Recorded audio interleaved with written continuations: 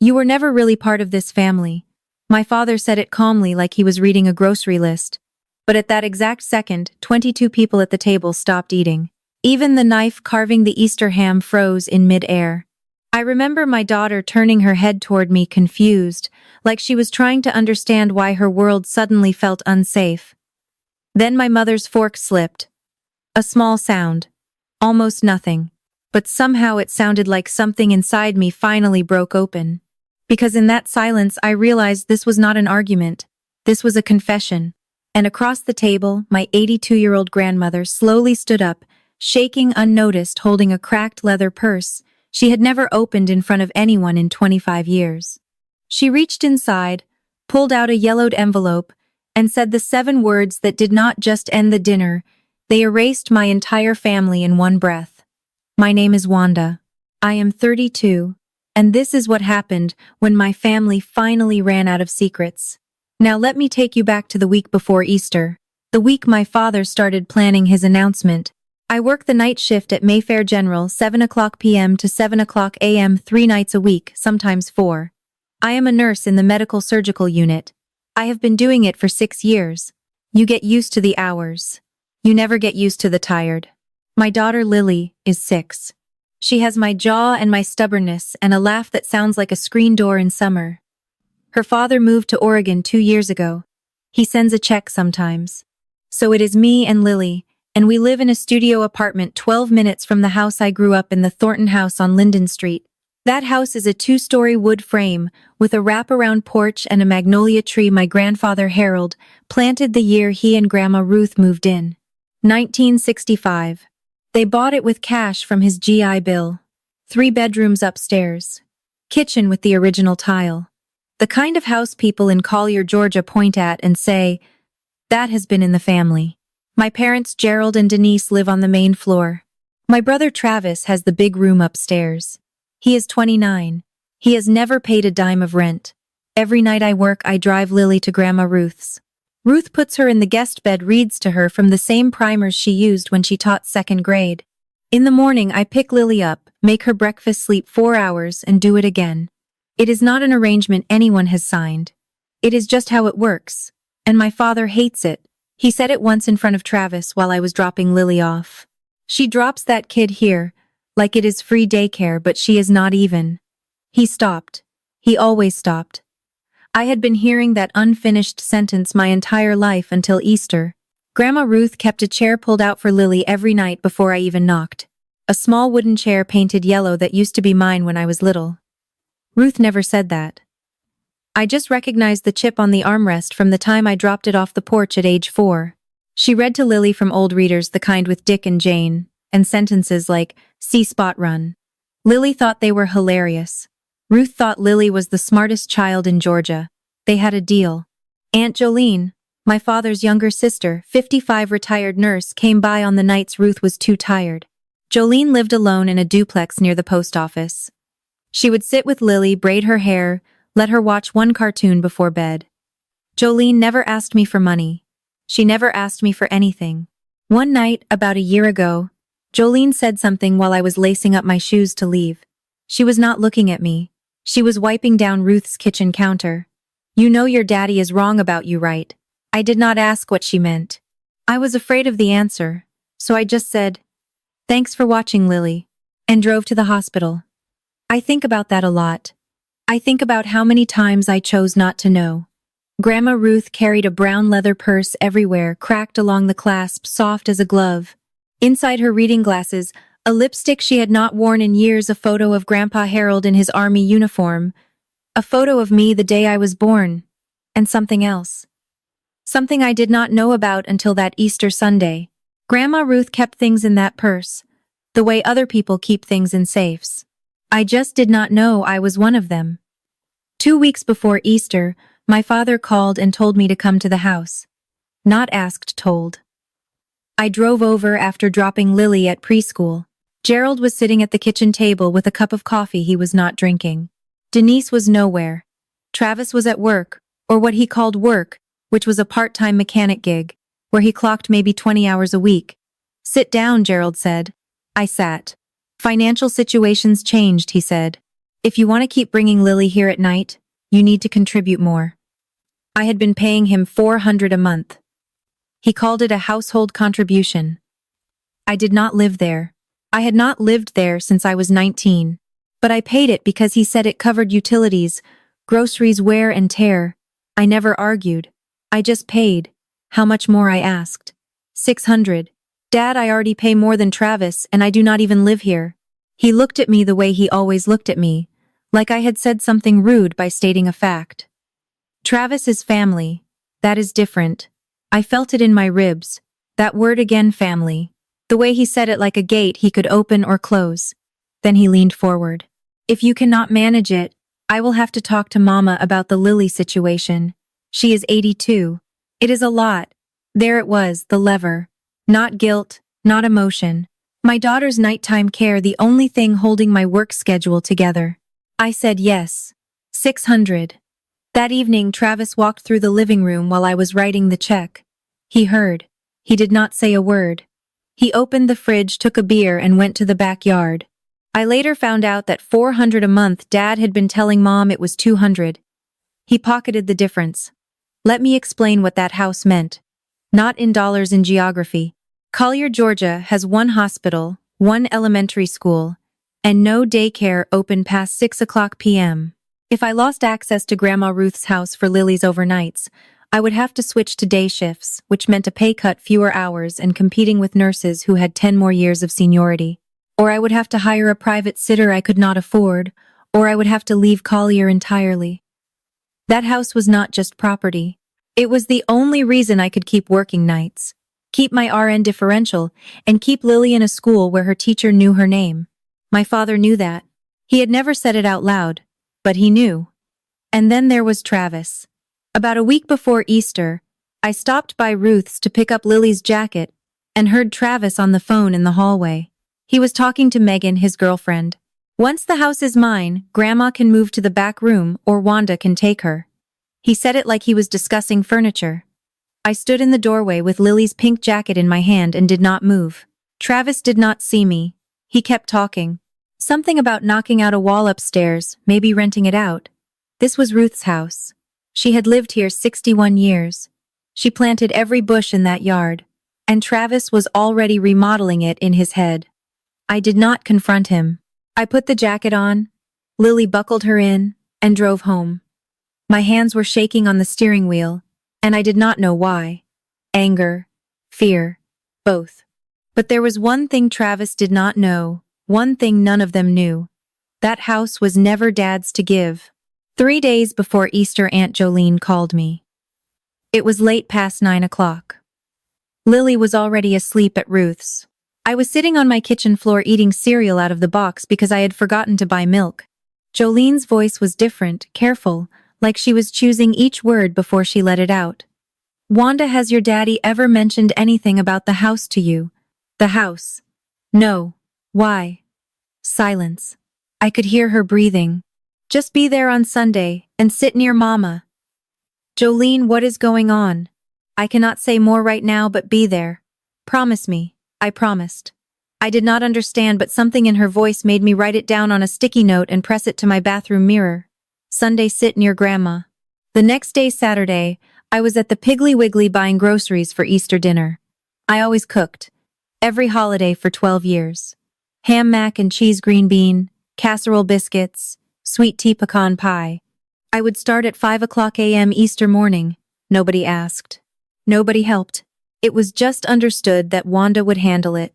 I was loading bags into the trunk when I saw my father coming out of the Harmon and Burke office on Main Street. He was carrying a large brown envelope, the stiff, kind, legal size tucked under his arm. He walked fast. He did not see me. I called out, "Dad, what were you doing at the lawyer's?" He turned. His face went flat. "None of your business." He got in his truck and pulled away.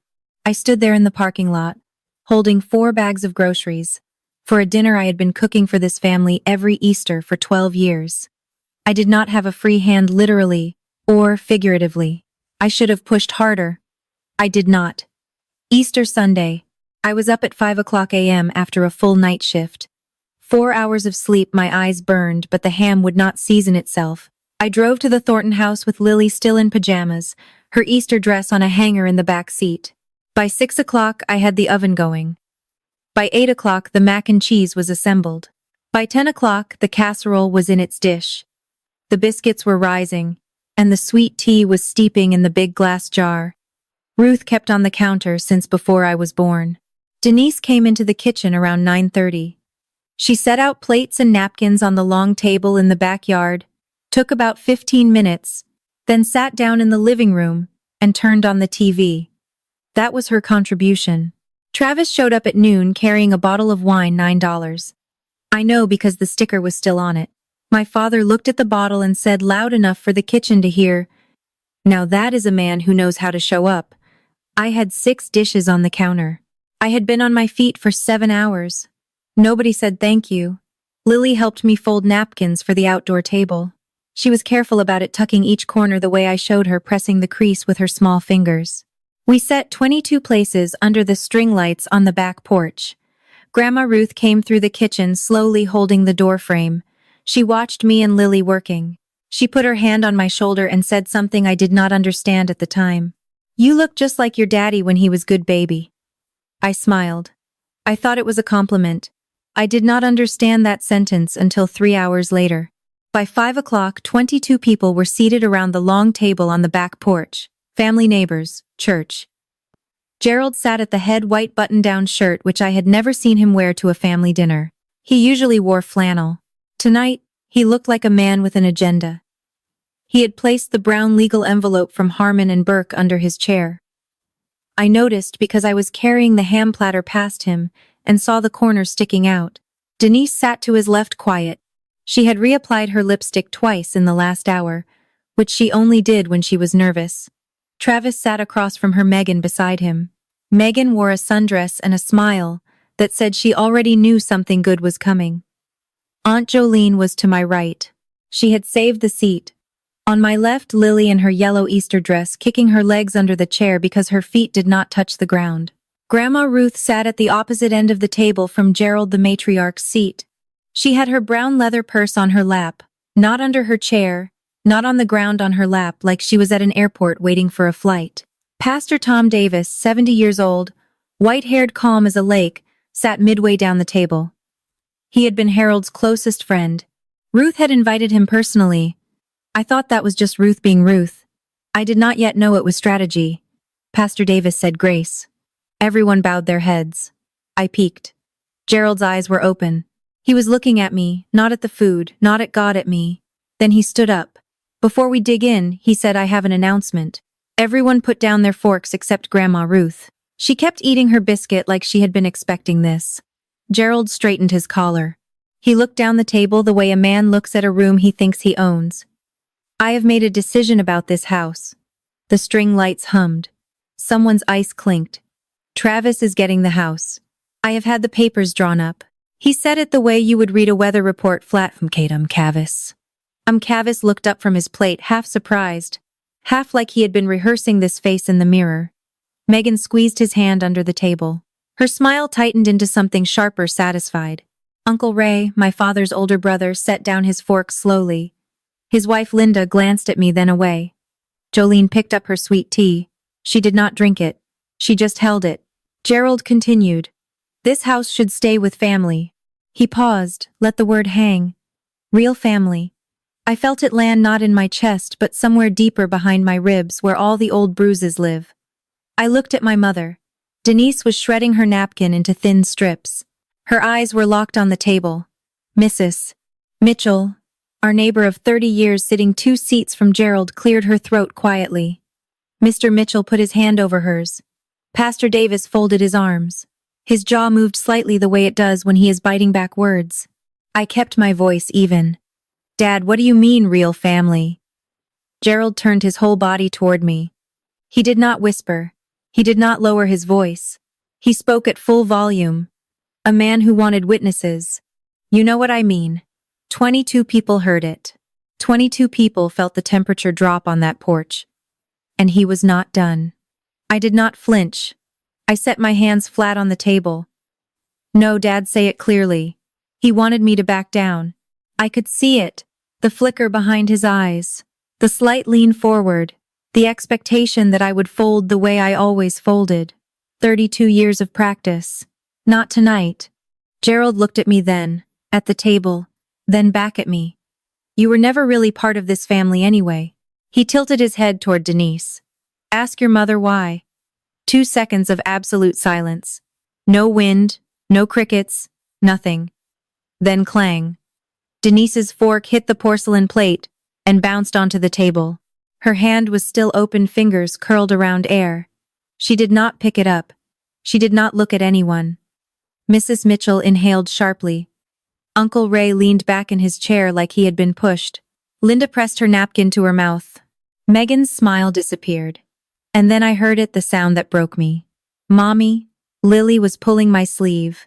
Her yellow dress, her small fingers, her voice wobbling in that way. It does right before the tears start. Mommy, are we not family? 22 people heard my 6-year-old daughter ask that at a dinner table on Easter Sunday under string lights. I had hung myself that morning. Something shifted in me. Not rage, not sadness. A door closing. The last door, the one I had been holding open for 32 years, because I kept believing that if I just cooked enough dinners, paid enough money, showed up enough times, they would let me in. That door closed. I looked at my father. My voice came out steady, quiet, final. You just said that in front of my daughter. Whatever you think you know, you do not get to do that. Okay, I need to pause here for a second, because in that moment, sitting at that table with my daughter pulling my sleeve, I had about 4 seconds to decide who I was going to be. The old Wanda would have picked up Lily and driven home crying. Something was different that night, and I think it had to do with what Aunt Jolene told me on the phone 3 days before. Let me ask you this. Why do you think my dad chose Easter dinner in front of everyone to say that? What was his play? Drop your theory in the comments. All right, let me tell you what happened next. I reached down and lifted Lily off her chair, carried her around the table to Jolene. Jolene did not ask. She opened her arms. Lily buried her face in Jolene's shoulder, and Jolene held her like she had been waiting to. I walked back to my seat. I did not sit down. I stood. 22 faces stared at me, some pitying, some confused. A few like Pastor Davis, steady and watching. You have been hinting at this my whole life, I said. So say it right here, right now. All of it. Gerald laughed short, dry, like a cough he did not bother covering. I do not owe you an explanation. You just told 22 people I am not part of this family. You owe everyone at this table an explanation. That one landed. I saw it. His shoulders shifted. His jaw tightened. He looked around the table at the Mitchells, at Uncle Ray, at Pastor Davis, at the cousins who were suddenly fascinated by their plates. No one was backing him up. No one was nodding along. Gerald turned back to me. Fine. His voice dropped, but not to a whisper, to something rehearsed. Your mother told me the truth 25 years ago. You are not my biological daughter, someone else's blood. I raised you anyway. He spread his hands wide like a man expecting applause. But this house is Thornton blood. A gasp, small, stifled, from Linda. Uncle Ray shook his head slowly. Mrs. Mitchell grabbed her husband's arm. At the far end of the table, Denise pushed her chair back. She wanted to leave, but Mrs. Mitchell was beside her, and the chairs were close, and there was nowhere to go. 25 years. He believed that for 25 years. Mom let him, and not a single word of it was true. Gerald turned to Denise. He pointed. Actually pointed, like a prosecutor, in a courtroom drama he had seen on television. Tell her. Tell everyone what you told me in 2001. Denise's mouth opened, closed, opened again. She looked like a woman trying to speak underwater. It is complicated, Wanda. Complicated enough to ruin my life for 25 years. She flinched. Her eyes were wet, but the tears did not fall. They just sat there balanced. I made mistakes. Gerald slapped the table. See, she admits it. Travis dropped his fork. Different from Denise's drop, this one deliberate. Wait, so Wanda is not she is not our. She is not mine, Travis. Gerald's voice was almost triumphant now. Never was. That is why you get the house. Pastor Davis leaned forward. Gerald, this is not the place. Gerald wheeled on him. This is exactly the place, Pastor. My house, my family, my decision. And there it was. The 3 words that told you everything about my father. My house, my family, my decision. Everything belonged to him. People, property, truth. I looked at my mother one more time. I was giving her a chance. The last one she would ever get from me at that table. Mom, look at me. She looked. Is it true? 3 seconds. 4. Her mouth trembled. I am sorry, Wanda. She did not deny it. She did not explain. She just apologized. The way someone apologizes when they are not sorry for what they did, but sorry it finally caught up. At the far end of the table, Grandma Ruth set down her glass of water. She placed both hands flat on the table, and then slowly, quietly, her right hand moved to the cracked leather purse on her lap. Her fingers found the clasp. Nobody noticed, except me. Jolene's voice cut through the silence like a knife through warm butter. Calm, almost casual. Jerry. One question. Gerald looked at his sister annoyed. He was still riding the high of his announcement. You could see it the way his chest was puffed, the way he held the edge of the table like it was a podium. Whose name is on the deed of this house? Gerald blinked. What kind of question is that? It is the family home. That is not what I asked. It is Dad's house. Dad left it to us. Jolene tilted her head. She had a way of doing that, making you feel like you had just said something a child would say. Dad died in 2018. Did he leave a will transferring it to you? Silence again, but a different kind this time. Not shock calculation. I watched Gerald's face do the math he had apparently never done before. Understood, he said. Jolene looked at me. Her eyes were soft, but her words were not. Understood is not a deed, Jerry. Mr. Mitchell turned to his wife. He whispered, but in the quiet it carried. That house is still in Ruth's name. 3 or 4 heads turned toward Grandma Ruth. She sat at her end of the table, still as a photograph. Her biscuit was gone. Her water glass was empty. Her hands were in her lap on the purse.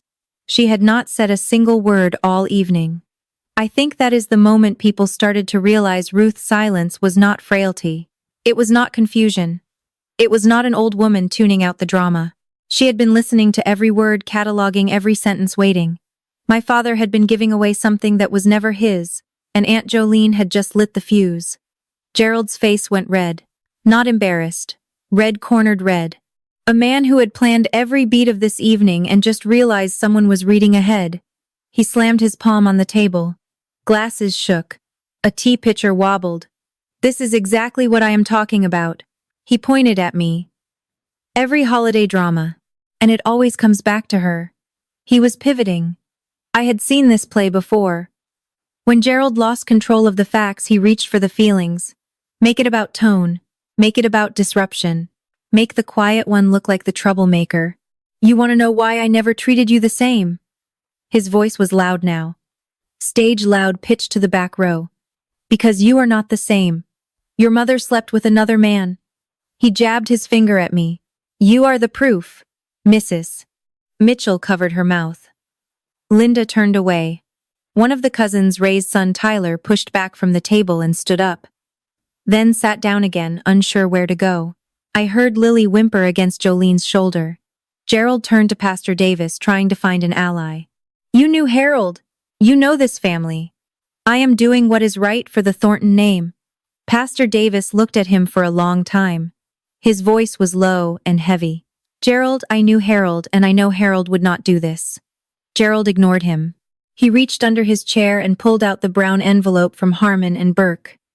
He slid out a stack of papers, deed transfer documents, and dropped them on the table with a thud.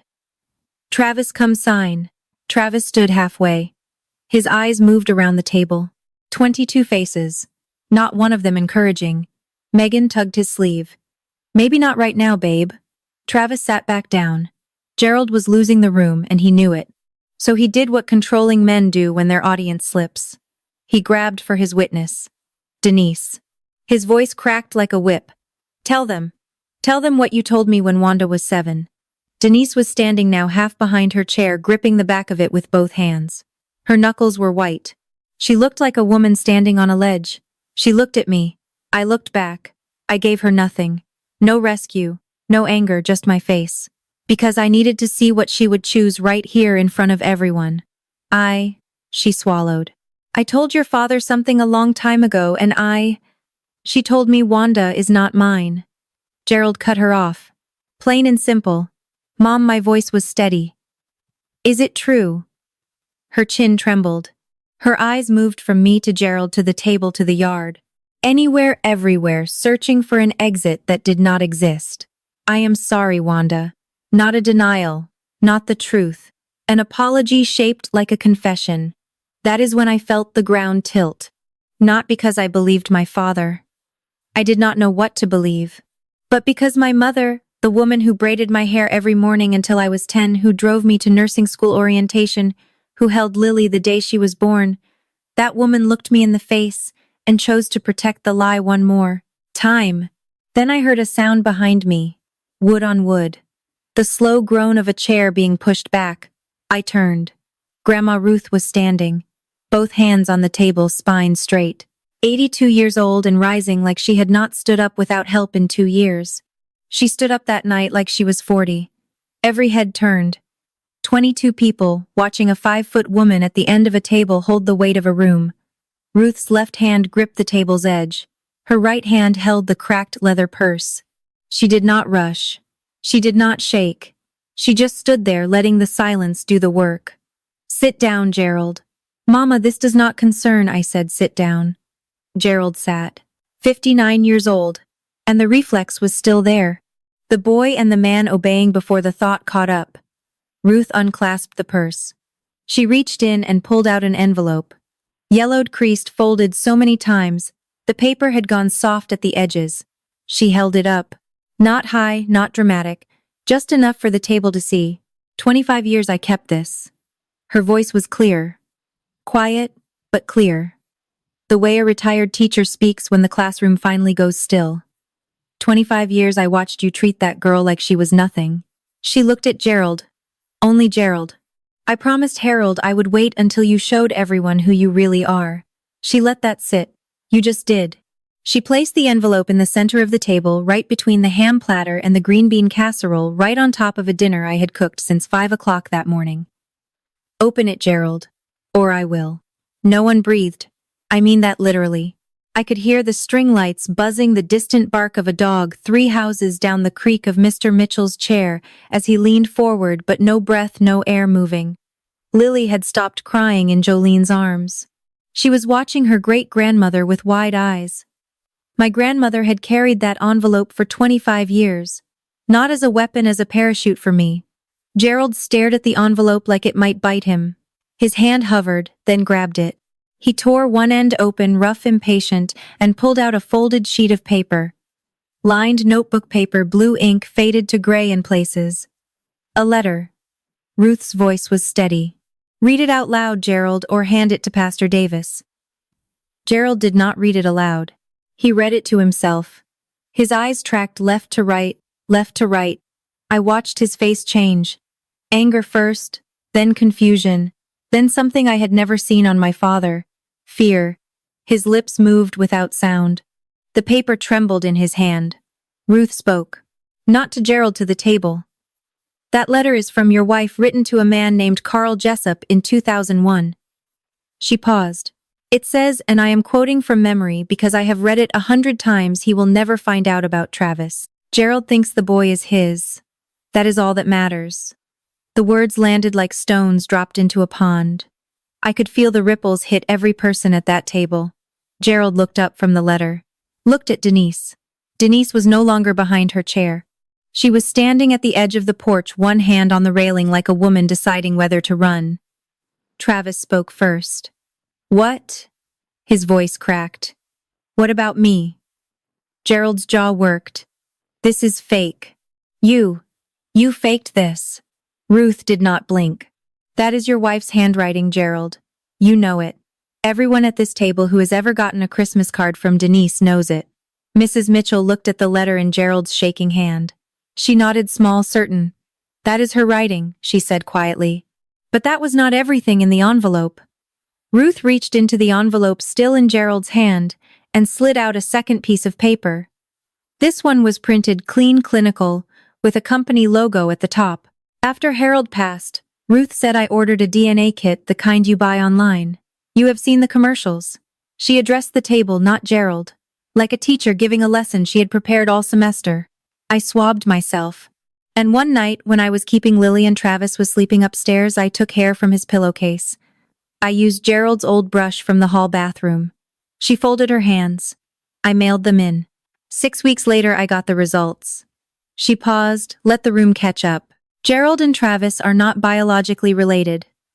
Travis made a sound. Not a word. Not a cry.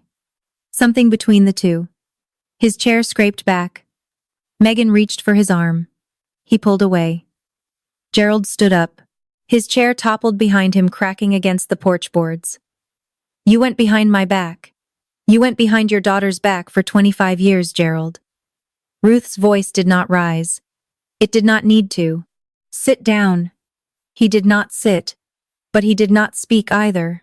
He stood there with the letter in one hand and the DNA results in the other, holding the two pieces of paper that had just dismantled his entire story. I looked at Grandma Ruth. She was already looking at me. She gave me a nod.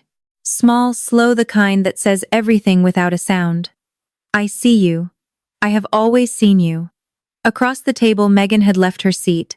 She stood on the porch steps, arms crossed, staring at the yard. Travis was gripping the edge of the table with both hands, staring at his own knuckles like he had never seen them before. Wanda is Gerald's daughter. Travis is not. 25 years. Built on a lie, my mother told. Denise spoke from the edge of the porch, her back half turned to the table. Her voice was thin and high, like a wire about to snap. I was going to tell you. I was always going to tell you. My throat tightened. 25 years of always going to. You had 25 years, Mom. I was scared. She finally turned around, mascara-streaked hands shaking. If Gerald knew Travis was not his, he would have left. We would have lost everything. So you threw me under the bus instead. She flinched like I had slapped her. But she did not deny it. Gerald's voice came out broken, not angry, now shattered. So you let me believe. He could not finish. He looked at Travis. He looked at me. He looked at the deed transfer papers, sitting on the table useless as napkins. I treated her like. He stopped. His hand went to his mouth. He turned away from the table. For the first time in my life, I saw my father unable to complete a sentence, not because he was being cruel, but because the truth of what he had done was too large to say aloud. Pastor Davis placed both hands flat on the table. Gerald, sit with this. Do not speak yet. Travis stood. He did not look at anyone. He walked past Megan on the steps through the back door into the house. The screen door slammed. Then silence. I stood in the middle of 22 people who now knew everything. I did not cry. I did not shout. I did not feel relief or victory or rage. Just a long, heavy quiet. Like the pause after a building falls when the dust is still in the air and nobody knows yet what is left standing. My father had just learned that the daughter he rejected was his, and the son he worshipped was not. I want to pause here again because I know what some of you might be thinking. Poor Travis. And honestly, part of me thought that too. Travis did not ask for any of this. He did not know. He was living in a role our parents built for him, on a foundation made of lies. But here is my question for you. Do you think my mom actually believed the lie would hold forever? Or did she always know this day would come? I would really love to hear your take. Drop it in the comments. All right, what happened in the next hour changed every relationship I have. Grandma Ruth sat back down slowly. She picked up her glass of water and took a sip. Her hand was steady. Mine were not. Now she said about this house. She looked at Gerald, who was still standing with the overturned chair behind him, the deed papers limp in his hand. This house is in my name. Always has been. Harold and I bought it in 1965 with cash from his GI Bill. The deed is filed at the county clerk's office. She folded her hands on the table. You can check Monday morning. Gerald opened his mouth. Ruth did not let him fill it. Your father wanted a lot of things, Gerald. He wanted you to be a decent man. A beat. We do not always get what we want. Uncle Ray exhaled hard through his nose. Linda put her hand on his knee. Ruth continued. That piece of paper you brought from the lawyer, it is worthless. You cannot transfer what you do not own.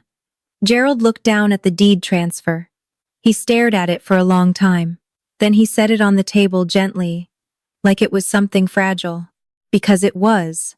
His entire plan printed on paper, that meant nothing.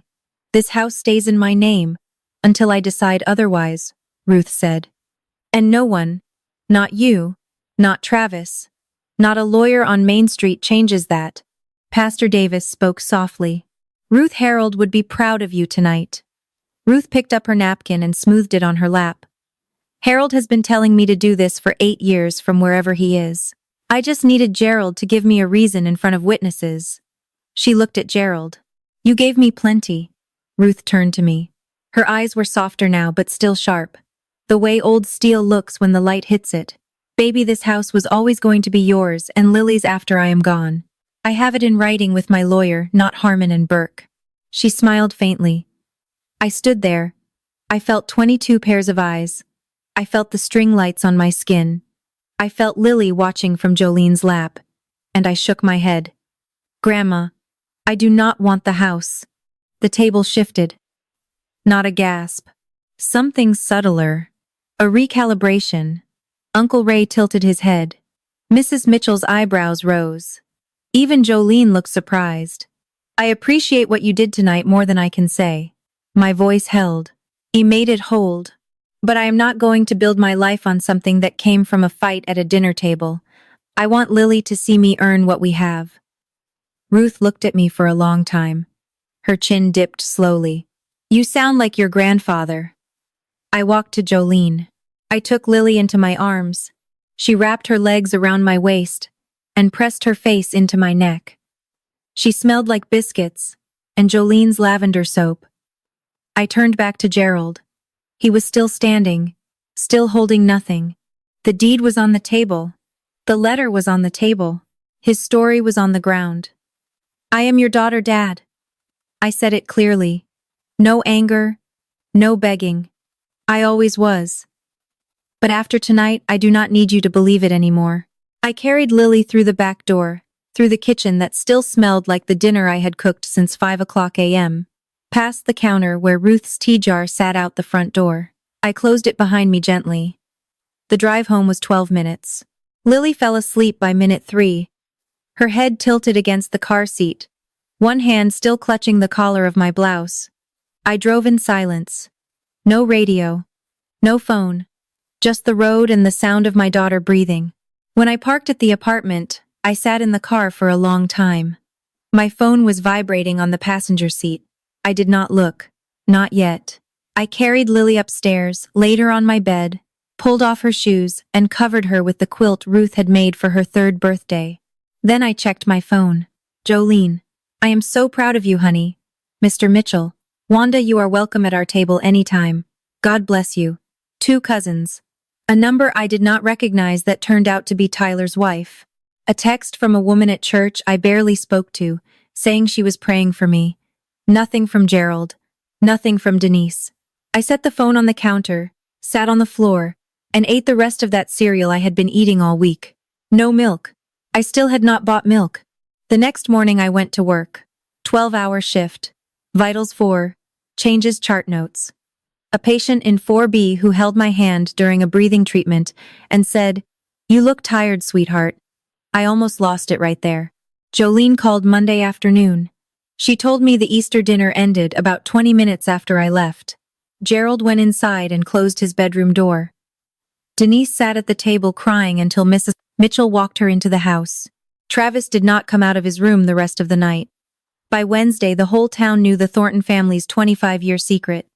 I had not said a word to anyone. In Collier, 22 witnesses is the same as a billboard on Main Street. By Tuesday, the women at the cut and curl knew. By Wednesday, the men at the hardware store.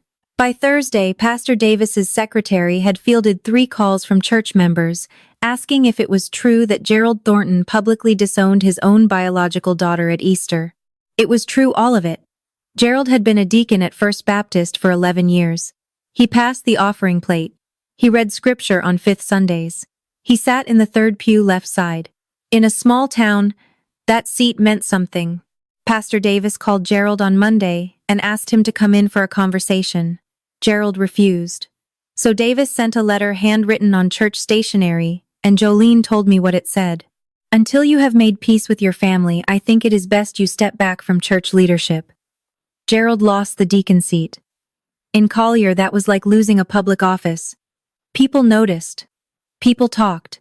People drew conclusions. Travis did not speak to Gerald for 2 weeks. He started asking Denise questions about Carl Jessup, about the letter, about what was real and what was not. Denise gave him half answers. She was good at those. Gerald and Denise stopped sharing a bedroom. Neighbors noticed Denise driving out of town every Thursday morning. Jolene confirmed she had started seeing a therapist in Macon. And the deed transfer. The lawyer at Harmon and Burke informed Gerald that the document was unenforceable because the property was not in his name and never had been. Gerald owed $1,200 in legal fees for a piece of paper that could not do what it promised. $1,200 and a deacon seat. That is what his Easter announcement cost him. And he still had not called me. 2 weeks after Easter, a Saturday, I was at the Dairy Dip on Route 12 with Lily splitting a vanilla cone because it was warm enough to sit outside, and I had an hour before my shift. The bell on the door chimed. Travis walked in. He saw us before I saw him. I know, because when I looked up, he was already standing still. Halfway between the counter and our table, hands in his jacket pockets, looking like a man who had walked into the wrong room and was not sure if he should stay. Lily waved. Uncle Travis. He came over, sat down across from me. Did not ask permission, did not order anything. We looked at each other for a long time. I did not know Wanda. I know. Does this mean we are not? I mean, are we still? You are still my brother Travis. Blood or not. You have always been my brother. He looked down at the table. His thumbnail scraped a line in the formica. I never said thank you for any of it. The holidays. The food, taking care of Grandma. You are saying it now. He nodded. Barely. Lily leaned across the table, holding out her plastic spoon. Uncle Travis, you want some of my ice cream? Something broke in his face. Not crumbled. Broke clean like a window, letting in light for the first time. His eyes went red. He blinked fast, twice, 3 times, then took the spoon and ate a small bite of vanilla. Thanks, Lilybug, he said. I will not pretend that fixed anything. Travis and I were a long way from okay. Years of silence and sideways glances do not disappear over a shared ice cream cone. But it was the first time he had ever looked at me. Really looked without my father's voice telling him what to see. That was a start. A month after Easter. My phone rang at 7 o'clock in the morning.